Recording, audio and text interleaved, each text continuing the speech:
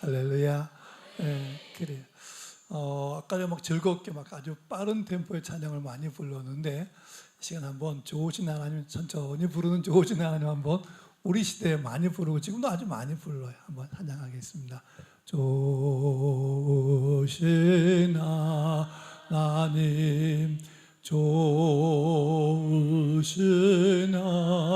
하나님, 참 좋으신 나의 하나님, 좋으신 하나님, 좋으신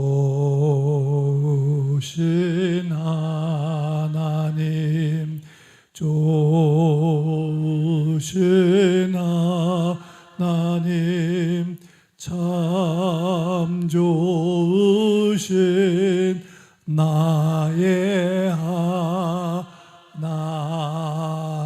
좋으신 하나님, 좋으신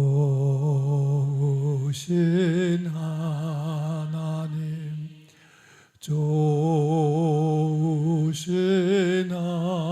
하나님, 참 좋으신 나의 하나. 두 번 더 하겠습니다. 좋으신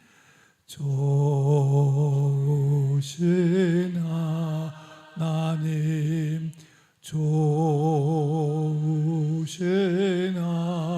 하나님, 참 좋으신 나의 하나님, 좋으신 하나님, 좋으신 하나님, 좋으신 하나님, 참 좋으신 나의 하나님. God is so good, God is so good, 할렐루야. God is so good, 할렐루야. God is so good, is so good to me. 좋으신 하나님 한 번 더 합니다. 좋으신 하나님, 좋으신 하나님, 참 좋으신 나의 하나님. 아멘. 많이 이렇게 힘들고 어려울 때 골방에 들어가도 좋고, 또 혼자 이렇게 책상에 앉아도 좋고, 한번 좋으신 하나님 한 10번 정도, 20번 정도 하면 눈물이 안 날 수가 없어요. 이상해. 참 별 가사가 없는데 좋으신 하나님, 근데 참 좋으신 하나님. 여러분, 하나님이 좋으신 거 믿으시면 아멘. 정말 좋습니까? 예, 좋으신 하나님. 아들까지 우리에게 주신 독생자 예수 그리스도까지 우리에게 보내셔서 우리 죄를 구원하신, 죄에서 구원하신 참 좋으신 하나님. 정말 얼마나 좋은지 몰라요. 그 좋으신 하나님, 좋으신 하나님 우리에게 추수감사절을 허락해 주셨잖아요, 그죠?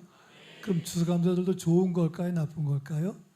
좋지요, 그죠? 좋지요. 추수감사절 얼마나 좋은데요. 주님께서 우리에게 감사의 절기를 이렇게 허락하셨어요.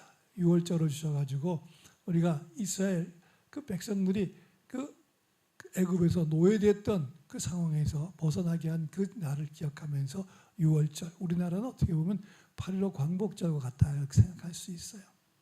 그다음에 또 우리에게는 추수감사절을 주셔가지고 오순절 하기도 하고 추수감사절 하기도 하고 성령 강림절에 또 은혜를 받기도 하고, 또 하나는 우리가 추수를 다 거두고 난 뒤에 수장절, 또 장막절 그러기도 하죠.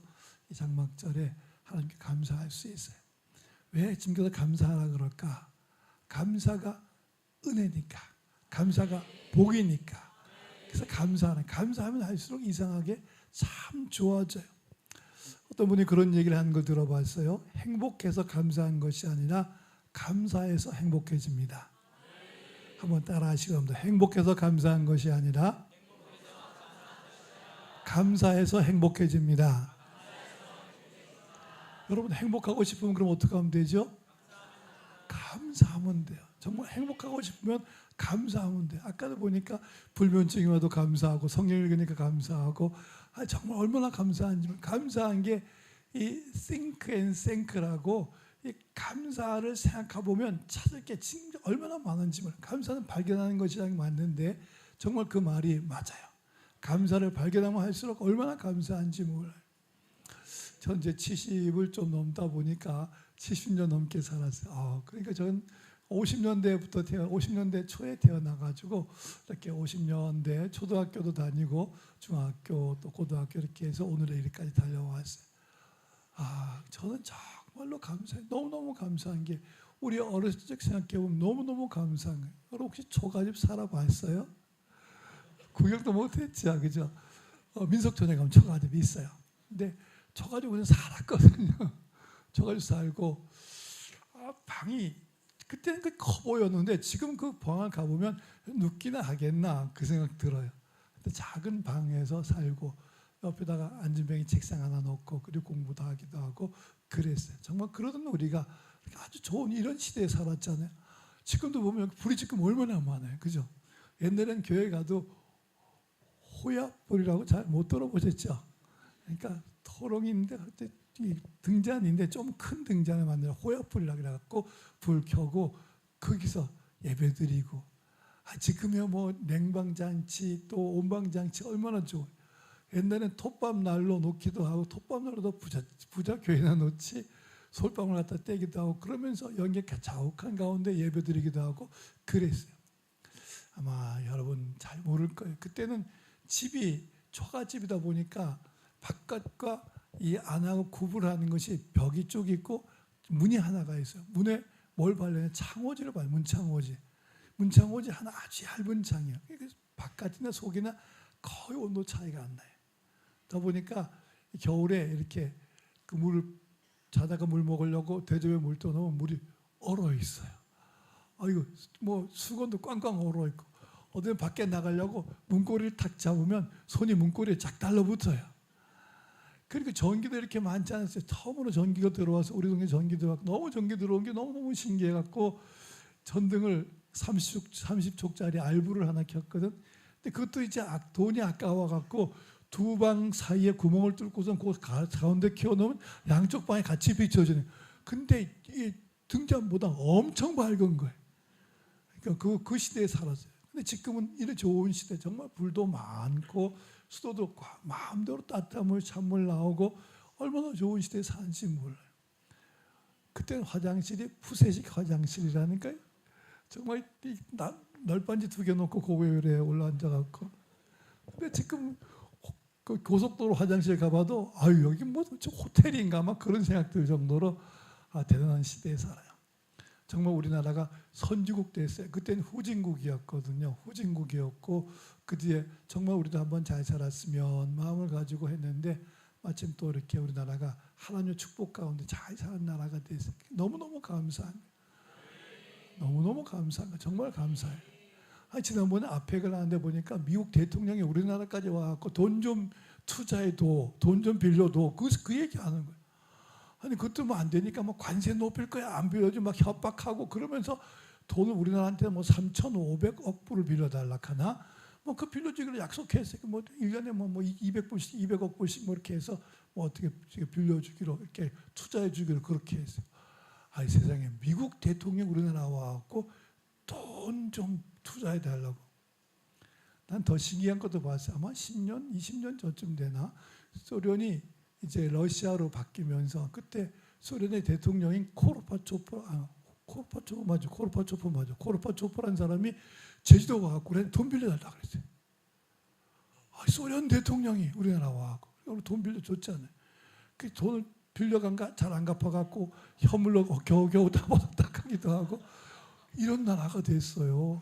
너무너무 좋아요. 우리 그때 자전거도 없고 지게 지고 나무 해오고 산에 가서 나무 해오고 니아가에 있는 집은 부잣집이고 그랬는데 지금은 자동차가 없는 집이 없을 정도로 자동차가 많아갖고 얼마나 좋은지 고속도로 얼마나 잘 나 있는지 참 그때는 전화 한번 하려고 그러면 우체국 가갖고 저 어디 동네에 이장집에 전화 하나 있으면 그 집을 통해갖고 우리 집에 사람 불러갖고 전화했거든요. 그게 얼마 안 돼요. 40년 전 얘기나. 그런데 이렇게 좋은 나라가 되었고 일일이 휴대폰 다 들고 있고 스마트폰 다 들고 있고 이렇게 좋은 나라 됐죠. 정말 저는 너무너무 감사해요. 말도 못하게 감사해요. 정말 참 감사한 그런 시대가 됐습니다. 그래서 우리가 생각하면 감사가 많이 되죠. 계속해서 좋은 나라, 더 아름다운 나라, 이 교회의 좋은 그 비전처럼 2002만의 그 꿈도 이루어지고 모든 역사가 일어나기를 주님의 이름으로 축원합니다. 오늘은 이제 복에 복을 더하여 주옵소서라는 제목으로 말씀을 나누게 되는데 꿈이 있느냐 없느냐 이 차이예요. 꿈이 있는 사람, 소망이 희망이 있는 사람은 잘 돼요. 정말 그래요. 꿈이 있는 삶을 살아가야 돼. 소망이 있는 삶을 살아가야 돼. 그러니까 하나님께서 아브라함에게도 나타나서 꿈을 심어주잖아요. 아브라함에게 내 본토 친척 아버지 집을 떠나 내가 내게 지시할 땅으로 가라. 그럼 내가 너를 복이 되게 하겠다. 그러면서 아브라함에게 무엇을 약속하느냐? 그 시대에는 복이 두 가지 개념이 있어요. 하나는 이 땅, 그래서 가나안 복지를 주겠다. 가나안 땅을 주겠다. 두 번째는 자손이에요. 후손. 그러니까 우리에게 하늘의 그 별처럼 많은 후손을 주겠다고, 또 해변의 모래알처럼 그런 많은 후손을 주겠다고 아브라함에게 약속한 거예요. 그 약속이 이루어져서 지금 아브라함은 믿음의 조상이 되었고, 아브라함을 따라서 하나님을 경외하는 수많은 사람들이 이 지구상에 가득하게 수십억이 되잖아요. 그죠? 그렇게 된 것이죠. 그러니까 아브라함에게 꿈을 준 거예요. 꿈을 준 거. 너의 후손이 이렇게 되리라. 꿈을 주고 계속해서, 그래서 아이가 없는데, 그러니까 100세에도 아이를 낳게 하셔서 꿈을 주신 거죠. 그러니까 하나님께서는 오늘 우리에게 똑같이 꿈을 주시기를 원하시는 것이죠. 꿈이 없고 소망이 없고 그런 사람들은 자주 낙심하고 좌절하고 절망합니다. 절망은 죽음에 이르는 병이다. 그렇게 얘기하지 않아요. 그죠? 그래서 많은 사람들이 되게 그 절망한 사람들, 우리나라에도 그런 사람들이 있다 그래요. 방에 콕 박혀갖고 나오지도 않고 정말 그 방에서 그냥 숙식을 다 해결하고, 또 그리고 어머니가 좀 밖에 좀 나오라 그래도 안 나오려고 그러고, 그런 사람 희귀꼬물이다 그런 얘기하기도 하는데, 그런 사람들 참 안타깝죠. 나와야 되는데, 넓은 세상은 나와야 되는데 안 나오죠. 꿈이 없어서 그렇죠. 우리에게 그래서 꿈을 주고 희망을 주는 주님 말씀이 오늘 성경 본문의 말씀이에요. 오늘 성경 본문에 보면 야베스라고 하는 사람의 이야기가 나와요. 야베스 기도가 여기 나와 있거든요. 야베스라고 하는 사람은 아버지가 보통 이름을 다 짓는데 어머니가 이름을 지었다 그렇게 얘기하고, 수고로 나왔다 그렇게 하고, 그 이름의 뜻이, 야베스의 뜻이 고통, 슬픔 이런 뜻이에요.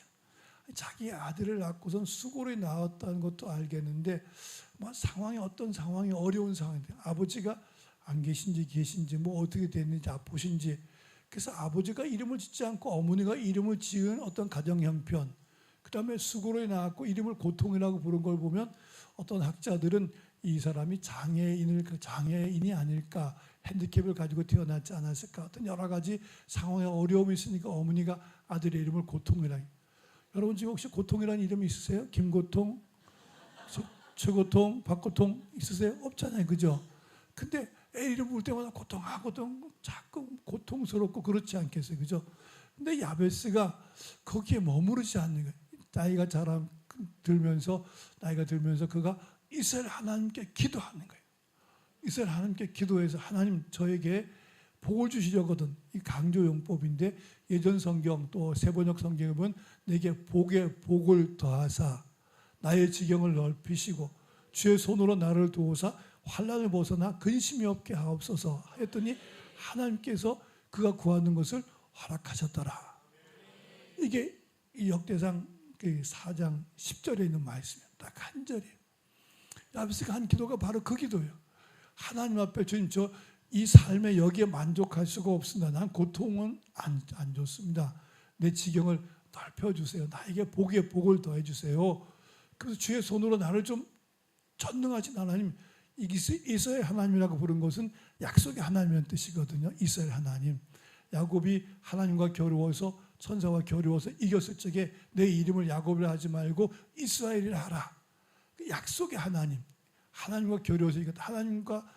하나님의 은혜를 덧입은 사람, 그 약속, 그 이스라엘 야곱에게 한 그 약속이 있으니까 그 약속을 붙잡고 야베스가 기도하는 거예요. 이스라엘 하나님, 나에게 복의 복을 더해 주시고 나의 지경을 넓혀 주시고 주의 손으로 나를 도우셔서 환난을 벗어나 근심이 없게 하소서. 환난과 근심이 지금 그게 있다 한 얘기야. 그래서 그것을 벗어나게 해달라고 기도했지. 하나님께서 그 구하는 것을 허락하셨다. 그래서 여기 보면 9절에 보면 그를 존귀한 자다, 귀중한 자라, 훌륭한 사람이라 그렇게 말을 하고 있는 것이죠. 훌륭한 사람이 된 것이죠. 여러분도 꿈을 가지고 주님 앞에 기도해서 이렇게 훌륭한 사람이 될 수 있기를 주님의 이름으로 축원합니다. 우리 하나님은 좋으신 하나님. 그래서 우리가 구하는 것을 허락하시고 들으시고 응답하신 하나님이시거든요. 믿으시면 아멘. 그래서 하나님 앞에 믿음으로 구하면 돼요. 성경에 보면 그런 일이 참 많아요. 한나라고 하는 사람은 사무엘의 어머니인데 아기를 낳지 못했어요. 머무르지 않는 거예요. 그러니까 본인 나가 격동을 시켜도 거기에 대해서 너무 싸우려고 하지 않고 오히려 성전에 가서 하나님 앞에 힘써 기도하는 거예요. 그럴 적에 아기를 못 낳는 그에게 하나님께서 은혜를 주시고 사무엘을 낳게 하시고, 그 사무엘을 통해서 정말 이스라엘 사울 왕에게 기름을 붓고 다윗 왕에게 기름을 붓는 이스라엘의 마지막 사사, 위대한 사사가 된 것을 볼 수 있잖아요. 그렇게 하나님께 드렸을 적에 하나님도 그 한나에게 다시 또 자녀를 많이 주셔가지고 넉넉하게 은혜의 길을 걸어가게 하신 거죠. 언제든지 우리가 주님의 옷자락을 붙잡으면 거기에 은혜가 임해요. 문제는 우리가 주님의 옷자락을 붙잡지 않고 기도하면 된다는 것을 알면서도 기도하지 않아서, 그래서 제일 어려움이 거기에 있어요. 여러분 닉 부이치치 얘기 아시지요? 두 팔과 두 다리가 없는 사람. 두 팔과 두 다리가 없어요. 어떻게 정말 그 이름이 진짜 고통이라고 할 수 있잖아요. 어떻게 태어났는데 장애를 가지고 태어나서 두 팔이 없고 두 다리가 없지만 그가 그 몸으로 제가 만나봤거든요. 얼마나 말씀을 잘 전하는지 아주 그 서울 온누리교회에서 한번 가서 들었는데 너무너무 강하고 너무 설교가 깊고 통역하는 목사님, 내가 이렇게 영성 깊은 사람을 처음 만나봤습니다. 그렇게 두 팔과 두 다리가 없어도 다 극복하고 일어나서 골프도 치고 롤러스케이트도 타고, 어떻게 손도 없는데 골프도 치는지 몰라. 묶어갖고 치더라고 보니까. 그리고 축구도 하고 머리박기 하기도 하고 테크노도 하고, 하여튼 그렇게 사람들에게 많이 용기를 주는 사람이 됐어요. 그 결혼해갖고 지금 아이가 5인가? 하여튼 그래요. 하여튼 그러면서 공동체를 이끌면서 오히려 많은 사람에게 희망을 주는 사람이 됐어요. 대단하잖아요, 그죠? 우리나라 사람 박위라고 하나요? 위라크 아세요? 그분도 장애를 당했죠. 술 먹고 필름이 끊어지는 가운데 어디 좁은 데 떨어지면, 그래서 척추를 다쳐갖고 전신마비였는데 어머니 아버지가 기도하는 가운데 재활이 돼서 상반신은 낫게 됐어요. 하반신 아직도 휠체어 밀고 다니더라고요.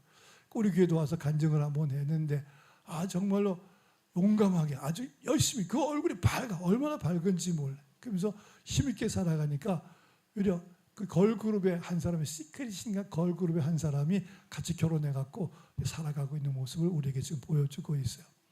내 환경이 어떠하든지 내 삶이 어떠하든지 내가 믿음으로 주님 옷자락을 붙잡고 야베스처럼 주님 앞에 구하면 되는 줄로 하나님께서 응답하시고 가장 좋은 걸로 허락하시는 줄로 믿으시기를 축원합니다.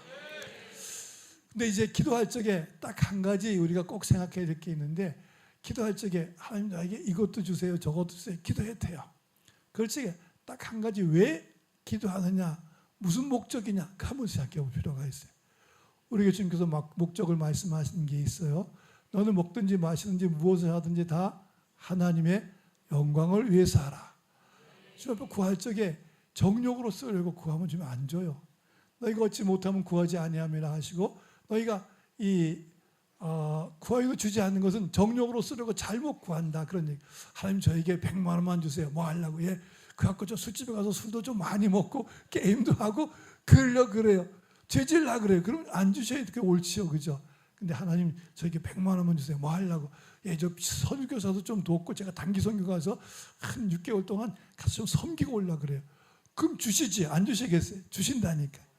그러니까 하나님의 영광을 위해서 기도해야 돼요. 야베스도 하나님의 영광을 위해서 기도했어요.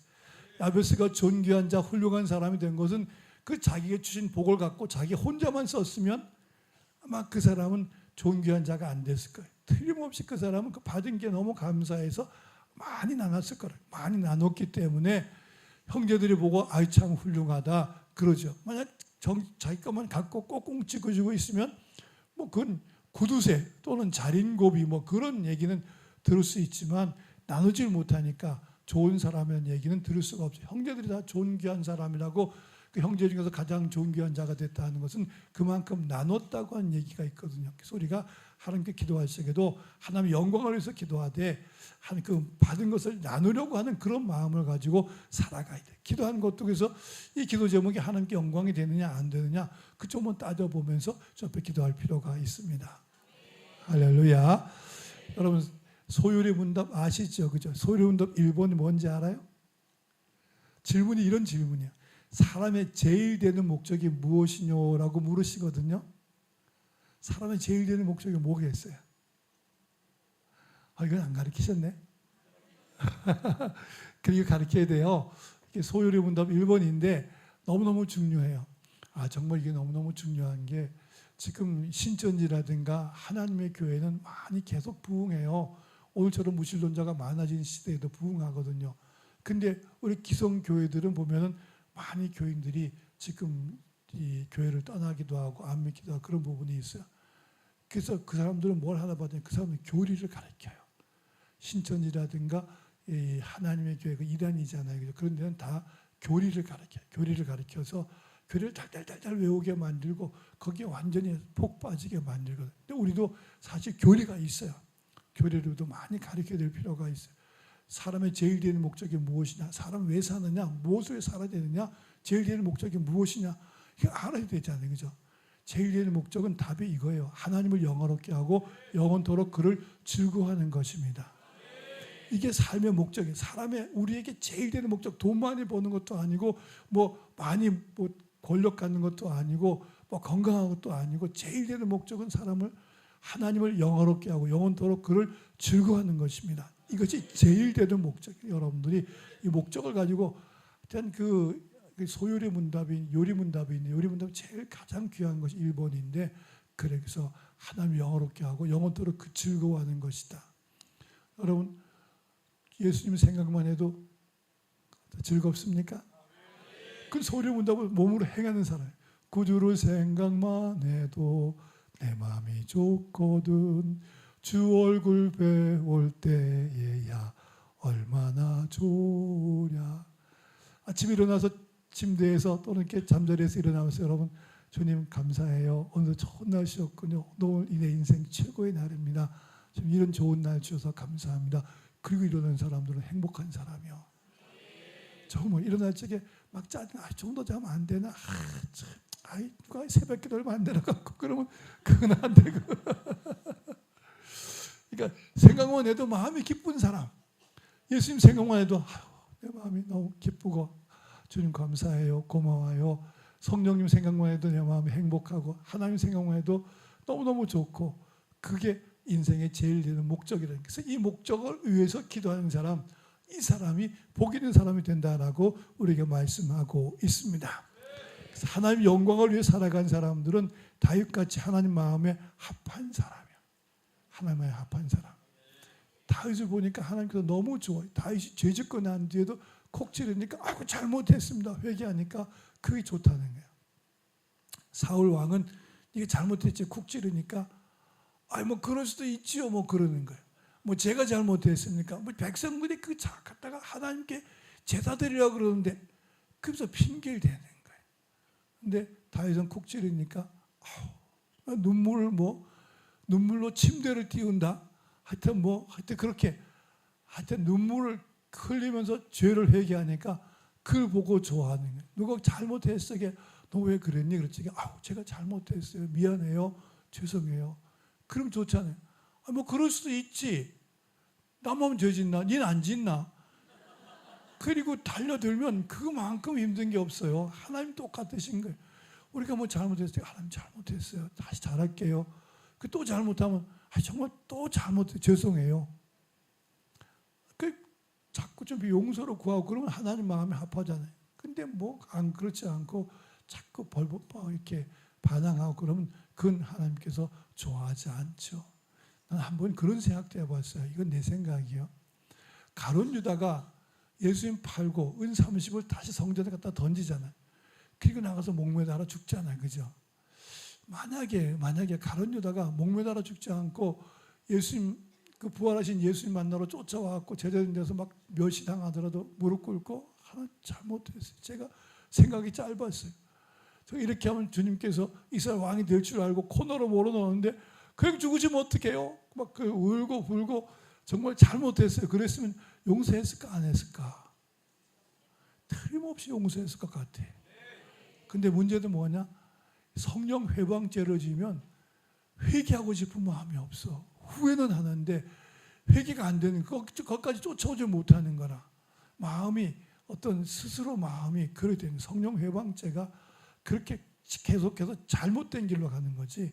그래서 이제 우리가 하나님 앞에 늘 겸손히 서서 나아가고 하나님께 영광 돌리고 좀 즐거워하고 그런 길로 걸어가서 다윗처럼 하나님 마음에 합한 사람이 되어야 될 것입니다. 그래서 하나님의 영광을 위해서 구하고 찾고 두드리면 항상 주님께서 열어준다 그랬어요. 한번 따라하십시다. 구하라. 그리하면 주실 것이요. 찾으라. 그러면 찾을 것이요. 두드리라. 그리하면 열릴 것이니. 그렇습니다. 구하고 찾고 두드리면 찾아지고 열려지고 또 이 문제가 해결되고 그렇습니다. 문제는 내가 구하지 않는데 문제가 있어요. 여러분들 꼭 구하고 찾아서 여러분들이 연말 연시에 하나님의 큰 복을 받기를 주님의 이름으로 축원합니다. 솔로몬이 1천 희생으로 번제했다는 말이 너무너무 가슴에 강하게 들어와갖고 지혜도 주시고 그래갖고 나도 주님 앞에 기도하기 시작해. 주님, 저는 한꺼번에 1000번 할 수는 없지만 내가 한 번씩 해서 1000번 제물을 드리겠습니다. 그 작정을 저도 했거든요. 그래서 꾸준히 기도를 해왔어요. 어떤 분이 저한테 물어보더라고요. 목사님 교회가 이렇게 참 아름답고 건강한 교회가 되는데 어떻게 그렇게 좋은 교회가 됐어요? 비결이 뭡니까? 라고 묻더라고요. 제가 뭐 대답할 게 만만치가 않아요. 그래서 이렇게 얘기했어요. 예, 하나님의 은혜지요. 하나님의 은혜 아니면 어떻게 되겠습니까? 주님께서 저를 대구로 보내시고 이렇게 개척하게 하시고 개척하고 또 이렇게 열심히 예배하고 가는 가운데 주님께서 우리 공동체의 은혜를 많이 줘서 공동체의 은혜를 받고 교회 나온 분들이 삶의 희망을 얻고 소망을 얻고 문제 있는 사람의 문제가 해결되고 그러다 보니까 교회가 점점 건강해졌죠. 그렇게 얘기했어요. 그분이 하는 얘기가 은혜 다 알지요. 은혜 모르는 사람 누가 있습니까? 은혜 말고 뭐가 있습니까? 라고 또 묻잖아. 날 보고 뭘 했냐고 묻길래 난 한 게 없어요. 근데 딱 한 가지 주님 옆에 이렇게 그 구한 게 있는데 무릎 꿇고 구한 거밖에 기도한 거밖에 없어요. 제가 서울 명성교회에서 이제 전도사로 또 부목사로 있다가 대구로 내려왔어요. 명성교회는 특별 새벽 집회가 유명한 그런 교회예요. 그러다 보니까 특별 새벽 집회를 배운 거예요. 주님만 바라보고 기도하는 것을 열심히 배운 거예요. 그래서 그 솔로몬처럼 1000번제를 하고 싶어 갖고 제가 1000번제를 교회를 대구 오면서 계속 시작했어요. 했더니만 1000번이 끝나고 나니까 한 3년 끝나고 나니까 교회가 부흥해서 상가 2층에서 개척했는데 상가 2층에서 1부, 2부, 3부 예배 드렸는데 더 이상 안 되겠는 거라. 그때 IMF가 왔는데 오히려 IMF 때 우리는 오히려 좀 더 큰 상가로 옮길 수 있는 은혜가 주어졌어요. 1000번제는 그렇게 되더라고요. 또 1000번제 끝날 때쯤 돼서 1000번 기도한 거지. 하나님께 주님만이 나의 전부입니다. 주님 없으면 난 안 됩니다. 그래서 주님 도와주세요. 은혜 베풀어 주세요. 기도해 주세요. 그게 또 1000번제를 또 끝냈어요. 또 끝내고 났더니만 300명 모이던 교인들이 한 500명 모이고 또 1000번제 한 번 끝나니 보통 한 3년 정도 걸려요. 또 하고 그때는 뭐 더 교우들이 모이고 또 같이 전도도 하고 막 선교도 하고 막 그렇게 된 거예요. 그 아이들도 많이 교회에서 또 나와서 같이 예배하고 2000번제를 몇 번 끝나고 나니까 1000명이 모이는 거예요. 상가에서. 이게 말이 지금 1,000명의 여러분들이 굉장히 그냥 그럼 그 숫자 모양이다. 근데 1,000명 안 쉬워요. 진짜 안 쉬워요. 예배당이 있어도 안 쉬운데 상가에서 5층에서 그 엘리베이터 타고 올라가고 또 복도로 계단으로 올라가고 엘리베이터가 사람이 많이 타니까 툭 하면 서요. 고장나 서요. 그럼 또 119 불러가지고 열어달라 하기도 하고 그러면서 올려다니는데 거기에 1부, 2부, 3부 나중엔 4부, 5부 예배 드리면서 거기 1,000명이 모여서 또 1,000번제가 끝나니까 땅을 구입할 수 있도록 은혜를 주시고 그 다음에 또 1,000번제 끝나니까 그 성전이 다 지어지고 그 다음에 또 하고 나니까 또 뭐 1,500명, 뭐 2,000명 이렇게 모이는 은혜의 길이 열려지더라고요. 그래서 그분에게 말한 거는 저는 주님밖에 없어서 주님 앞에 엎드려서 기도하고 기도 외에는 이런 이유가 안 나간다 그랬기 때문에 기도만 했어요. 기도 부지런히 기도했어요. 그래서 쭉 기도하다 보니까 작년에 9,000번 했어요. 9,000번제. 그래서 지금 이제 다시 1,000번제를 시작해서 아마 이게 끝나면 10,000번제가 되지 않겠나. 평생 주님 나라 갈 때까지 꾸준히 기도해야 되겠다. 그래서 예배 때마다 이렇게 예물 드리면서 해요. 참 기도 외에는 다른 방법이 없어요. 그러니까 예수님도 기도 외에는 다른 것에 이런 이유가 귀신이 안 떠난다는 거죠. 우리 속에 들어와 있는 귀신, 악한 세력 쫓아내는 것은 기도밖에 없어요. 자꾸 기도하고 주님 주의 능력 은혜 베풀어 주세요. 기도가 영역이더라니까. 기도가 은혜고 기도하는 가운데 그런 은혜가 주어져서 교회가 건강해졌어요. 여러분에게 하나 도전하려고 지금 말을 길게 했어요. 야베스처럼 주님 앞에 존귀한 자가 되기를 원하십니까? 그럼 여러분 기도하길 원하십니까? 11월, 12월, 1월, 2월 하면 100번 할 수 있어요. 100번째. 그렇게 해서 한 2월 말쯤 되면 여러분 삶에 많은 기도 응답이 있을 거예요. 그러니까 꼭 뭐 새벽기도 나와서 예배 드릴 수도 있지만 집에서 예배 드리면서도 예물을 준비할 수 있어요. 뭐 1,000원도 괜찮고 2,000원도 괜찮고 나는 10,000원 꾸준히 해왔는데 그렇게 할 수 있어요. 그래서 봉투를 갖다 놓고 미리 와다가 1, 2, 3, 4, 5, 6, 7 쓰고 헌금 뭐 1,000원씩 넣든 2,000원씩 넣고 그다음 기도 제목을 써봐요. 그래서 100번 기도한 100번 기도해서 어떤 나의 공로는 아니에요. 나는 공로는 아닌데 그렇게 주님의 옷자락을 붙잡는 것밖에 없어요. 주님 도와주세요. 대개의 경우는 한 번 기도하고 슬쩍 지나가다 보니까 못 받는 경우가 참 많아요. 나도 우리 자녀들이 있었는데 자녀들이 지금도 있어요. 그 자녀들이 지나가다가 시장 같이 데려가면 아빠 호떡 사줘. 조금만 도나스 사줘. 조금만 저 아이스크림 사줘. 그럼 슬슬 끌고 가는 거예요. 그럼 잊어먹잖아요. 그죠? 그건 안 사줘도 돼. 근데 어떤 건 2박 3일씩 쪼르는 거예요. 막 2박 3일씩 쪼르고 뭐 열흘씩 쪼르고 한 달씩 쪼르면 이건 틀림없이 생각해야 될 필요가 있어요. 이놈이 틀림없이 이게 필요하구나. 이제 그걸 사주면 안 되면 내가 대체품을 사주거나 아니면 또 뭐 약속을 하거나 이건 내가 아직까지 지금 어리니까 이건 내가 3년 뒤에 사줄게 뭐 그렇게 약속을 하거나 또는 바로 그걸 주거나 뭐 그런 경우가 있어요. 그러니까 우리가 기도할 적에도 꾸준히 기도하는 전 대구 와 있으면서 꾸준한 기도가 딱 한 가지밖에 없었어요. 왜냐하면 주님께서 나를 대구로 보내셨기 때문에 목사 안수 받는 그런 기도했어요. 하나님 2년 동안 부목사로 열심히 섬기고 훈련받고 그 뒤에 어느 교회든지 어느 지역이든지 제일 먼저 부르는 곳에 가고 싶습니다. 하나님 제일 먼저 부르는 곳을 주님께서 준비해서 가르쳐 주세요. 주님께서 제일 먼저 저를 부른 곳이 대구예요. 그래서 하나님께서 나를 대구로 보냈으니까 대구는 좋은 곳일까 안 좋은 곳일까? 내 목회의 제일 좋은 곳이 어디냐? 대구. 세상에서 제일 목회하기 좋은 곳이 어디냐? 대구. 세계에서 제일 좋은 도시가 어디냐? 대구. I love 대구 했잖아. I love 대구. 누가 뭐래도 난 대구 좋다. 대구 좋은 걸 찾기 전에 대구에 좋은 게 엄청나게 많아요. 정말 대구에 조금 가면 두류공원 있죠. 조금 가면 우리 수목원 있죠. 조금 더 가면 뭐 팔공산 있죠. 조금 더 옆에 가면 가야산도 있죠. 조금 더 가면 비스산도 있죠. 옆에 낙동강 흐르죠. 대구는 뭐 얼마나 좋은지. 난 강원도가 고향인데 강원도는 겨울이 되면 눈이 한번 오면 안 녹고 있다 봄이 되면 녹거든요. 얼마나 어려운지. 대구니까 눈이 와도 하루 만에 싹 녹고 교통체증 하나도 없고 강원도 너무 추운데 대구 오니까 따뜻한 거라. 와 이래 따뜻한 건데 여름은 또 덥더라고 보니까 참 좋고. 그러니까 I love 대구. 대구는 나한테 너무너무 좋은 곳이다. 하나님께서 나한테 붙여줬으니까. 할렐루야. 여러분 제일 좋은, 저는 우리 집사람을 세상에서 제일 좋은 여자라고 생각하거든요. 왜냐하면 하나님께서 나한테 결혼시켜 줬으니까. 그죠? 집사님 세상에서 제일 좋은, 아니 내가 옛날에 요즘 내가 영어 배우든 잘 모르는데 아이유 맞죠? 그죠? 아이유 100명 들어줘도 우리 사람 하는데 안 바꿔요. 바꿀 일이 없지. 내가 왜 바꾸겠어? 그렇죠? 정말 그렇다니까. 난 우리 집사람이 제일 좋고 우리 아들 딸이 참 좋고 하나님께서 나에게 준 이 교회가 너무너무 좋고, 물론 이게 이름이 참 좋더라고요. 큰 숲, 깊은 숲, 큰 숲, 맑은 샘 교회. 좋아요. 근데 난 우리 충성교회가 참 좋아요. 정말 좋아요.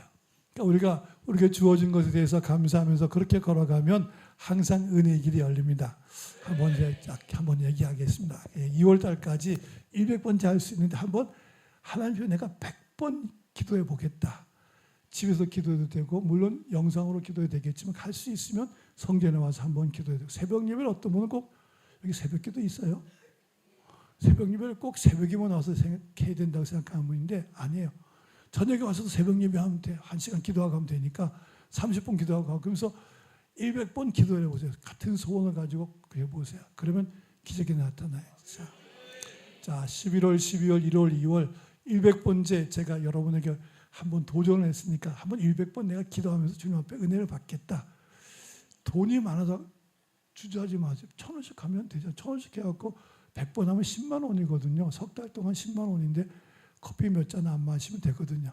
자, 한번 나는 이번에 200번 특별히 추수감사절 때 강사 목사님 와서 도전했는데 한번 내가 해보겠다. 200번 기도할 거다. 그래서 내 인생을 야베스처럼 바꿔볼 거다. 그렇게 작정하시는 분 아멘. 자, 그럼 크게 아멘. 자, 손 들고 아멘. 다 한다, 그렇죠?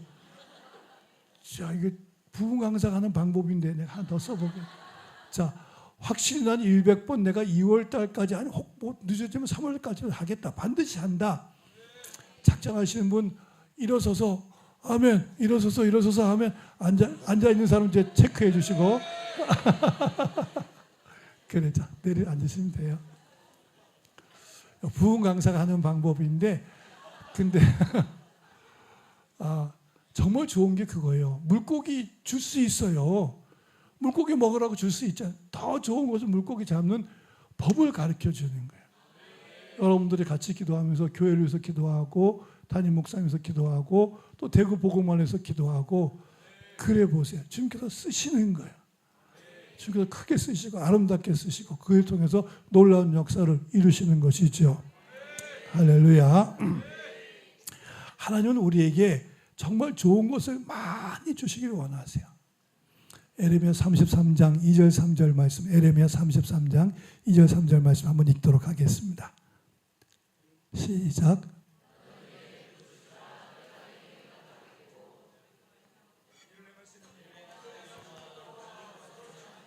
다시 시작하겠습니다. 에레미야 33장 2절 3절입니다. 2절 먼저 시작.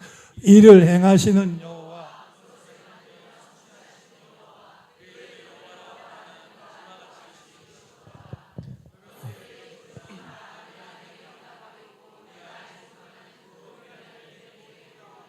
아멘. 너는 내게 부르짖으라. 내가 내게 응답하겠고 내가 알지 못하는 크고 은밀한 일을 내게 보이리라. 그러니까 주님께서는 내가 기도한 것만 주신 게 아니라 기도하고 거기다 보너스 더 주신다 그런 얘기. 신비한 것도 가르쳐 준다는 얘기. 저 우리 딸이 결혼을 좀 늦게 해서 얼마나 속을 태운지 몰라 기도 많이 했어요. 아니 우리 딸 좀 결혼시켜 주세요. 아니 30이 넘어갔는데도 안 하는 거 있죠. 그 막 31, 32 되니까 가슴이 얼마나 막 답답한지 막 기도했더니만 신랑이 나타나서 그냥 결혼했어요. 그러니까 좀 늦게 결혼했는데 아기가 안 들어서는 거예요. 그 아기가 안 들었으니까 1년, 2년, 3년 지나니까 막 가슴이 손자 보고 싶은 마음이 너무너무 강해서 주님 자녀 주세요, 자녀 주세요. 근데 하나님께 임신하게 하시는 거예요. 근데 하나가 아니고 쌍둥이를 임신하게 하는 거예요. 1+1. 그것도 남자, 여자. 그래가 아기를 낳은 거예요. 지난 주일날, 그러니까 어제, 지난 주일날 저기 두돌 했어요. 두돌. 얼마나 이쁜지 몰라요. 너무너무 좋고. 그러니까 기도했더니만 그거 은밀한 일을 보여주는 거예요. 한꺼번에 다 해라. 그래서 아들도 주고 딸도 주고 그래갖고 얼마나 좋은지 몰라요. 기도하면요 주님께서 1+1도 하고요, 1+2도 하고요. 아주 놀라운 일이 참 많아요. 하나님께서는 좋으신 하나님이에요. 자, 복을 누가 주시겠어요? 하나님이시죠. 여러분 찬송가 1장 얼마나 귀하면 제일 앞에 1장에 섞였어요. 그죠? 찬송가 1장이 뭔지 아세요? 만복의 근원 하나님 온 백성 찬송 드리고 저 천사여 찬송하세 찬송 성부 성자 성령 아멘. 만복의 근원 하나님. 만복의 근원 하나님. 한번 따라 하시던데 만복의 근원 하나님. 나에게 복을 주고 행복을 주실 분은 하나님 한 분밖에 없어요. 다른 데서 복이 오지 않아요. 사람이 복을 줄 수가 없어요. 다른 물질이 나에게 복을 줄 수가 없어요. 다른 어떤 것도 나에게 복을 주실 분은 꼭 만복의 근원 하나님께서 천지 만물을 만드시고 전능하신 하나님께서 복을 주신다니까요. 그 하나님께 야베스가 구한 걸 참 중요해요. 찬송가 28장을 뭐라 그래요? 복의 근원 강림하사 찬송하게 하소서. 그렇지 않아요? 그죠? 복의 근원 강림하사 찬송하게 하소서. 복의 근원이 누구라고요? 이거 착각하면 안 돼요. 정말 많은 사람이 이거 착각해요. 다른 데 있는 줄 알고 복이 어떤 물질에 있거나 다른 데 뭐인 줄 알고 어쩌면 또 배우자가 복을 준다고 생각할 수도 있는데 아니요. 배우자도 복을 줄 수가 없어요. 복은 하나님만이 줄 수가 있어요. 그래서 제일 행복한 가정은 부부가 손을 잡고 같이 동력자가 되어서 주님 바라보고 앞으로 걸어갈 적에 그 가정이 제일 행복해요. 뭐 배우자 바라보고 나한테 복 좀 줘봐, 복 좀 줘봐. 부인이 어떻게 복을 줄 수가 있어요? 어떻게 남편이 복을 줄 수가 있어요? 마음만 안 상하게 해도 다행이지. 그죠? 우리 교인들 때 내가 늘 그런 얘기가 하나가 있어요. 남이 나한테 잘하는 것은 기적이고 남이 나한테 못하는 것은 당연한 일이다. 사람인데 그죠? 한번 따라 하실래요? 남이 나한테 못하는 것은 당연한 일이고 남이 나한테 잘하는 것은 기적이다. 난 기적을 만났잖아. 우리 김대현 목사님 날 초청해 주셔가지고 내가 기적을 만났다니까. 그러니까 이 하나만 요거 하나 잘 외워도요 시험을 많이 비껴 나갈 수가 있어요. 남이 나한테 못하는 지가 그럴 수가 있나? 그럴 수 있지. 사람이니까 그런 문제 없어요. 남이 나한테 잘하는 건 하나님께서 특별히 천사를 보냈다. 기적이다. 그렇게 생각하면 아무런 문제 없이 걸어갈 수가 있습니다. 그래서 하나님은 우리에게 아들까지 주셨기 때문에 모든 것 다 주시는 분이세요. 로마서 8장 32절 말씀 다 같이 한번 읽겠습니다. 로마서 8장 32절 시작. 자기 아들을 아끼지 아니하시고 어찌 그 아들과 함께 아멘. 다시 한번 읽습니다. 시작. 자기 아들을 아끼지 아니하시고 우리 모든 사람을 위하여 내어주시니가 어찌 그 아들과 함께 모든 것을 우리에게 주시지 아니하겠느냐. 이거 믿어야 돼요. 내가 우리 딸을 사유에게 줬잖아요. 그죠? 딸만 줬나요? 아니요. 딸만 보낸 게 아니에요. 거기다가 뭐 냉장고도 사주고 뭐 TV도 사주고 뭐 아이고 많이 사줬어요. 정말 전자밥솥 뭐지? 쿠쿠 밥솥도 사주고 하여튼 뭐 이불도 해서 주기도 하고 별거 다 해줬어요. 지금도 또 엄마, 우리 아이들이 그 어린이집 가는데 글쎄 아파서 보니까 도들도들한 게 났어. 수족구래, 수족구. 알아요, 수족구? 그 일주일 동안 어린이집 갈 수가 없잖아. 날 때까지 못 가니까 집에서 혼자 쌍둥이를 기르기 어려우니까 엄마 어떻게 해? 나 대구 내려가 안 돼? 그래 내려와라. 그대로 내려와서 또 일주일 동안 계속 우리 집에서 같이 있으면서 지금 다 고쳐갖고 이제 오늘 올라가요. 그러니까 지금도 오면 뭐 지가 밥 하나? 밥 우리 집 사람이 다 해서 다 주지. 지는 먹고 설거지 한번 할 때도 있고 안 할 때도 있고. 사위는 또 100년 손님이라 그래갖고 오면 또 할 수 없이 또 집사람 애쓴다. 뭐 이것도 사주고 뭐 또 뭐 통닭 맛있다. 통닭도 사주기도 하고. 하나님은 아들 주셨는데 뭘 안 주시겠어요?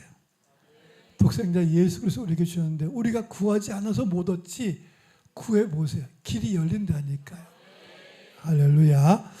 요한복음 10장 10절에도 보면 주님께서 가르잖아요. 내가 온 것은 양으로 생명을 얻게 하고 또 풍성히 얻게 하려 함이라. 우리에게 생명을 주되 풍성한 생명을 주시려고 이 땅에 오셨다 그랬습니다. 그럼 우리가 어떻게 되느냐? 이 하나님 말씀에 순종하기로 결단해야 돼요. 주님께서 말씀하시고 기도하면 되게 말씀하시는 경우가 많아요. 말씀으로 응답하시고 근데 그 말씀에 아멘이 되느냐라고 하니까 마음을 열어야 돼요. 그래서 마음을 먹어야 돼요. 왜 옛날 어른들도 그랬잖아요. 사람의 마음 먹기 따라서 다르다고. 마음을 먹는데 순종하기로 마음을 먹어야 돼요. 그러니까 마음을 먹기가 너무 중요한데 마음을 먹고 나가면 되게 돼 있어요. 특별히 구할 적에 아까 얘기한 것처럼 하나님께서 영광이 되는 것을 구해야 돼요. 하나님이 원하는 것을 구해보세요. 그러면 반드시 주세요. 그러니까 내가 원하는 걸 생각하지 말고 하나님 뭘 구할까 보면 나를 위한 하나님의 계획이 있어요.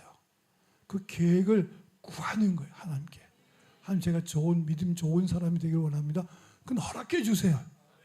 정말이에요.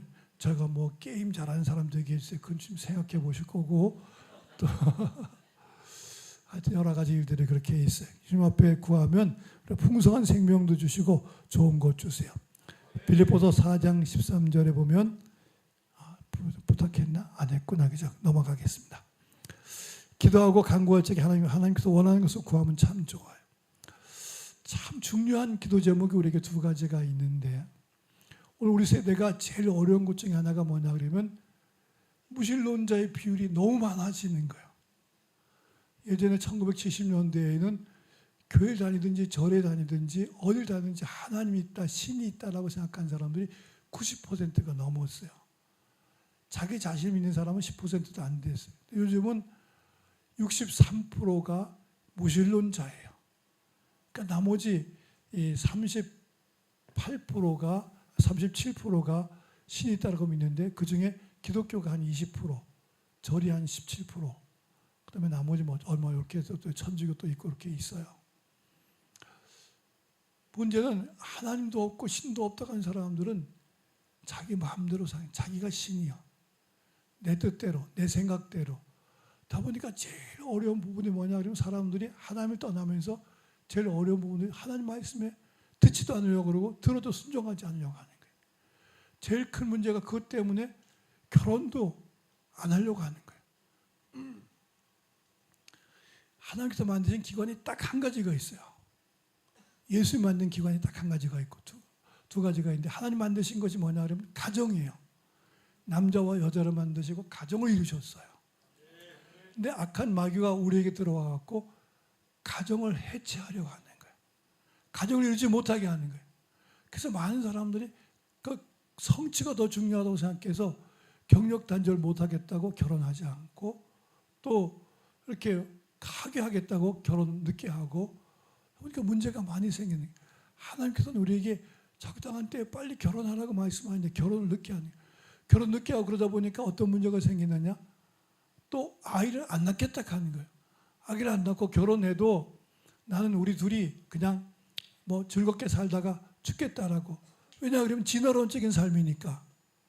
그러니까 이 인본주의 삶이 되다 보니까 뭐 원숭이가 사람이 되고 사람이 또 뭐가 될지도 모르는데 내가 뭐 애를 낳아서 길러서 뭐 한다고 내가 돈 벌어 좋은 옷 입고 좋은 집 사고 좋은 차 타고 다니고 좋은 밥 먹으면 됐지. 그러면서 애기를 안 낳으려고 하는 거예요. 근데 주님은 창세기 1장 28절에 보면은 제일 먼저 하신 명령이 주님께서 하나님께서 우리를 만드시고 제일 먼저 하신 말씀이 이 말씀이에요. 다 같이 한번 읽겠습니다. 시작. 하나님이 그들에게 복을 주시며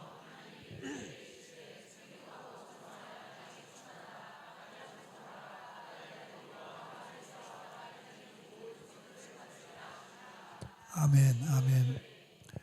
하나님 그들에게 복을 주시며 하나님 그들에게 이르시되 생육하고 번성하여 땅에 충만하라. 땅을 정복하라. 지금 이게 우리에게 무슨 말씀하시는데 다른 말씀 안 했어요.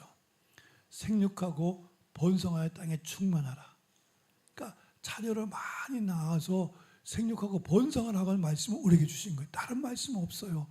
제일 첫 번째 말씀이에요. 자, 여러분 물어보겠습니다.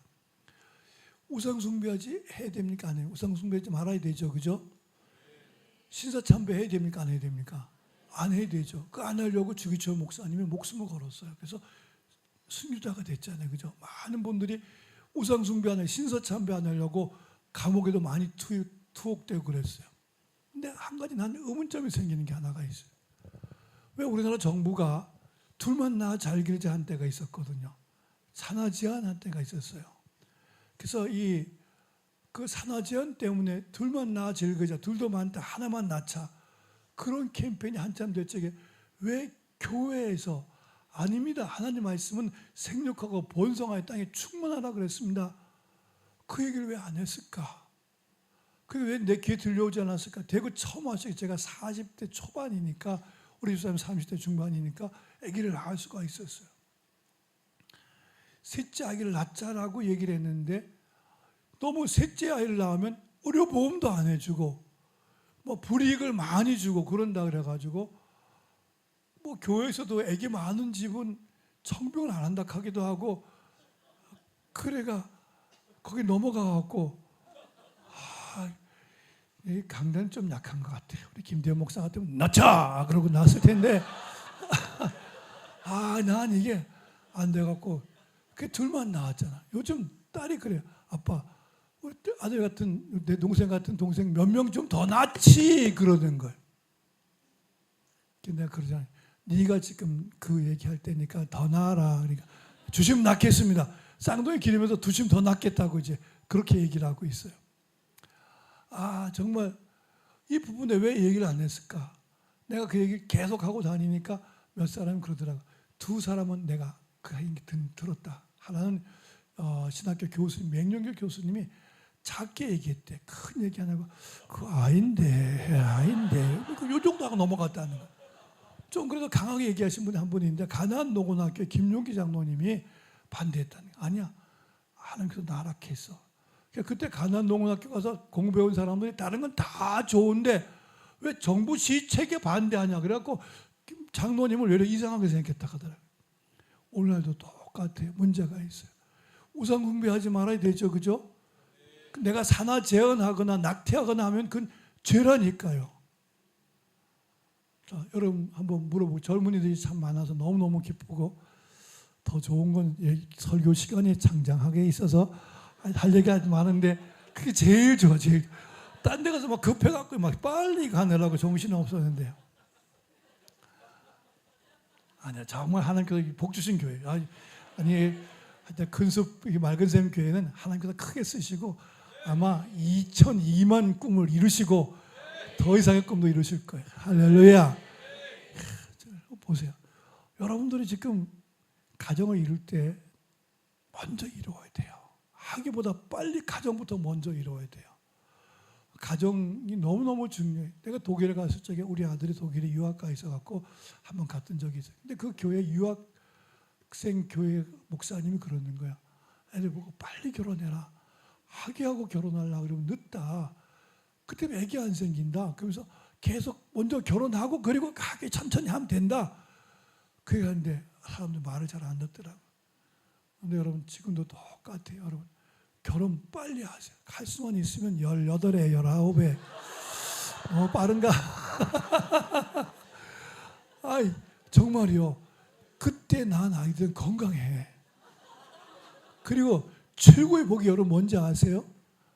자녀가 하나님 주신 최고의 복이에요. 아니요.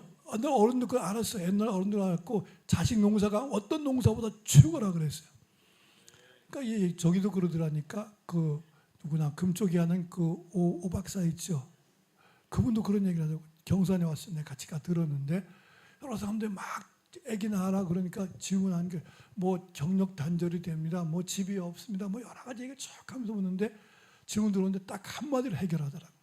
여러분 자녀 낳는 것보다 가성비 좋은 거 없습니다. 10년만 투자하면 평생 내 친구 있습니다. 정말 그래요. 제가 70이 되고 보니까 그런 거 많아요.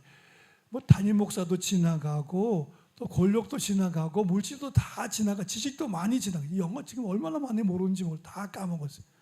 딱 남은 자녀가 남아. 마지막에 자녀가 남고 정말 예수님 남고 자녀 남아. 다른 거 없어요.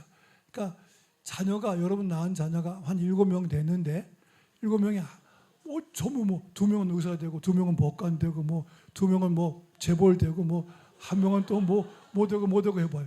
뭐 대학 총장 되고 대학 교수 되고 한 사람 뭐 미국 살고 한 사람 영국 살고 한 사람 뭐 호주 살고 한 사람 저 노르웨이 살고 뭐 둘은 뭐 일본에도 있고 뭐 한국에도 서너 명 있고 바빠요. 그러면요 세계 여행 저절로 하게 되고요.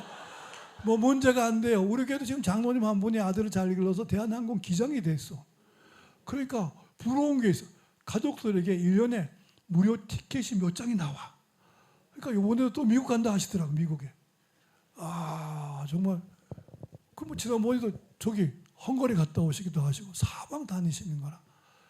자녀가 최고의 우리가 이루지 못할 것 우리가 벌써 20대쯤 되면 벌써 알잖아. 어느 정도 알잖아. 그지? 그럼 애기 많이 낳아야지. 내가 나라가 쓰는 사람이 되려고 하면 할 말은 없어. 할 말은 없는데 그렇잖아. 자녀가 나중에 뭐가 될지 뭐 여러분의 가정에 5번째 자녀가 내일의 장관이 될지 그죠? 내일에 뭐 대학 총장이 될지 모르잖아. 그지? 그러니까 많이 낳아야 된다. 빨리 결혼하고 빨리 낳아야 된다 하니까. 그러니까 주님께서 생육하고 번성하여 땅에 충만하라 그 말씀하시는 거예요.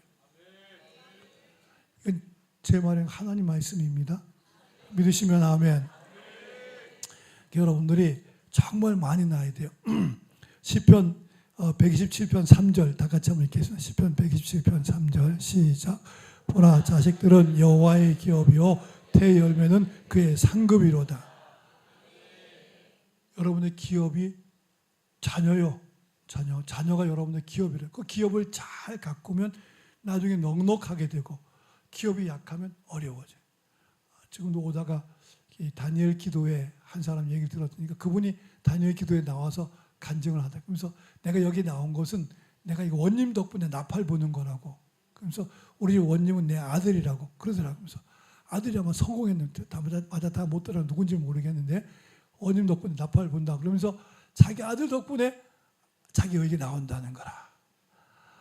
그 자녀 덕분에 정말 엄청난 역사가 일어나요. 할렐루야. 그래서 자녀를 많이 낳을 수 있기를 주님의 이름으로 축원합니다. 이것 때문에 큰 어려움이 지금 나라 들어와 있는 게 뭐냐면 우리 시대에는 1년에 100만 명이 태어났어요. 지금 시대에는 작년, 재작년 보면 23만 명, 24만 명 그렇게 태어났어요. 그러니까 0.7명 돼요. 그러다 보니까 초등학교가 많이 문을 닫기 시작했어요. 입학생이 없어요. 중학교도 고등학교, 대학교도 지금 그 타격을 받아갖고 학교마다 학생이 부족해요. 그러다 보니까 외국인 학생들이 많이 들어와요. 계명대학에 3,850명의 외국인 학생이 있어요. 1,500명은 어학당에 있고 나머지는 학교 공부하고 있고 이 경대도 그렇고 영남대도 그렇고 또 대구대도 그렇고 마찬가지. 이 대구 신학대학에도 보면 우리나라 사람은 학생이 600명밖에 안 되는데 외국인 학생이 지금 1,500명 와 있어요. 근데 한 2년 뒤에는 배 정도 더 들어온다는 거예요. 학교가 운영 때문에 안 믿는 사람들을 갖다가 그 외국인들을 갖다가 그냥 데려오는 거예요. 근데 그 때문에 지금 노동력도 너무너무 많이 부족해갖고 식당 가면 외국인들이 참 많아요. 또 농촌에 가서도 이 비닐하우스 속에 이런 사람들이 거의 다가 외국인들이에요. 한국 사람은 지금 또 70, 80대 갖고 들어가기가 어려워. 가서 뭐 가이드만 할 뿐이지 그런 상황이고 심지어는 이 어부들도 외국 사람들이에요. 그러다 보니까 우리나라 지금 외국인 근로자 또 이렇게 학생들 또 이주민 합해서 300만이 된다 해요. 300만. 그다음에 수도권에 한 뭐 150만 내지 200만 있다면 이 아래쪽으로도 거의 100만 명 정도가 돼요. 대구에도 학생 수만 해도 몇만 명 된다 하고 근로자까지 합하면 대구도 아마 10만 명 이상이 있을 거예요. 외국인들이. 근데 문제는 그들을 복음을 전해야 되잖아요. 그러니까 우리가 외국 가서 복음 전하는데 이상하게 선지국이 되는 바람에 이들이 대한민국에 오는 이유는 돈 벌러 오는 거예요. 돈 벌러. 그러니까 그 계명대학 뭐 이런 데 있어도 대신대학 이렇게 있어도 아이들이 일주일에 몇 번 나와갖고 공부하고 나머지 시간 전부 아르바이트 하러 가는 거예요. 아르바이트 한 달 하면 보통 300만 원 번다 그러면 자기 나라에서 1년치 임금이거든. 근데 그렇게 많이 들어와 있는데 그렇게 지금 전부 다 외국에 들어와 있어요. 뭐 네팔 사람, 캄보디아, 필리핀, 뭐 베트남, 몽골, 뭐 사방에 들어와 있어요. 성서 계대 앞에 보니까 어떤 공동체인 20개 나라 사람들이 와 있다 그렇게 얘기를 해요. 근데 그들이 와 있는데 그래서 지금 우리 대구 성시화에서 하고 있는 것이 안방 외국인 선교 이것 때문에 지금 힘을 쓰고 있거든요. 이들을 우리가 변화시키지 않으면 그들을 구원하지 않으면 그들이 우리를 변질시킵니다. 이거 정말 중요한 얘기예요. 그들을 빨리 복음화해서 대구에 와 있는 외국인들 우리나라에 있는 외국인들을 빨리 선교해서 그들 역파송해서 자기 나라에 나가서 선교할 수 있도록. 그래서 난 우리 여기 교회도 그 안방 외국인 선교사 그 국내 선교사를 한 100명, 200명 냈으면 좋겠어요. 이거 안 하면 변질되는데 지금 뉴욕 시장이 무슬림이 됐어요. 들었죠, 그죠? 35인가 6살 된 젊은 사람이 무슬림이 뉴욕 시장이 됐다. 영국 런던 시장이 무슬림이요. 지금 영국이라든가 프랑스라든가 독일 같은 데 보면 외국인 이민자가 많이 들어오는 바람에 사회가 많이 어두워지고 기독교 사회인데도 완전히 이상한 사회로 바뀌어졌어요. 근데 대한민국에도 대구 시장이 이대로 가면 무슬림이 될 수 있어요. 그래서 우리가 정말로 정신 차리고 이 들어온 사람들 복음을 먼데 가서 아니 말레이시아 가고 열심히 복음 전해야 되는데 지금 대구에 말레이시아 사람 들어와 있잖아. 태국 사람 들어와 있잖아. 베트남 들어와 있잖아. 그들에게 복음 전하기 얼마나 거기 가서 말도 안 되게 하려고 힘든데 여기 사람들은 외국어를 한국어를 일단 기본적으로 배워갖고 왔거든. 그러니까 말이 통하는 거예요. 제가 지난번에 들으니까 영남대학에 그 새마을 장학생이 있더라고. 새마을 장학생은 풀 스칼라십을 갖고 오더라고. 보니까 등록금 다 대주고 그다음에 기숙사비 다 대주고 용돈까지 주는 거예요. 그러니까 그 비율이 아주 세다 보니까 그 나라에서 상당히 실력 있는 사람들이 들어왔어요. 여기 교수님 부부가 그들에게 복음 전하기 시작해서 몇 명을 복음화했어요. 그때 이 사람들이 복음을 듣고 세례받고 정말 역파송돼서 자기 고국으로 돌아가서는 열심히 저녁에 또 전도하는 거예요. 한 번은 그 전도 간 사람이 가자마자 여기 새마을 장학생 왔다 간 사람들은 가면 거의 장관급 아니면 고위 공무원 될 사람들이 아주 많아요. 그 정도 실력 있는 사람들. 왔다 간 사람이 거기 가서 한 사람은 자기 친구들을 데리고 의사 친구들이 많더라고요. 친구 데리고 농촌에 단기 선교 가듯이 우리 단기 선교 가듯이 가고 농촌 복음화를 위해서 의료 선교하는 모습을 찍은 사진을 보는 걸 봤어요. 참 귀하다. 그래서 여러분들이 그래서 멀리 가서 이방 나라 가서 그 생명도 구원하지 못하더라도 우리 지역에 와 있는 사람들을 해야 되지 않겠는가.